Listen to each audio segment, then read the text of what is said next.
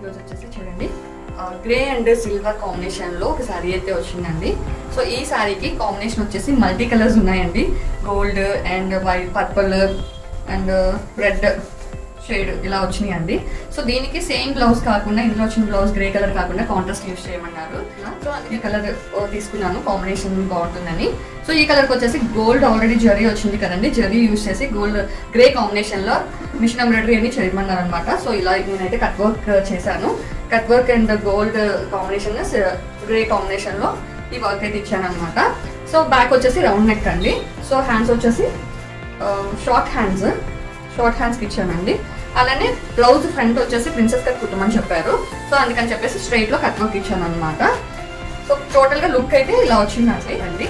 అలానే మీకు తెలుసు కదా, మీలో ఎవరైనా చేయించుకోవాలి అని అనుకుంటే కనుక మన ఫ్యాషన్ ఫర్ అవర్ ఛానల్లో రన్ అవుతున్న నెంబర్కి కాంటాక్ట్ చేసేయండి ఫ్రెండ్స్. బాయ్.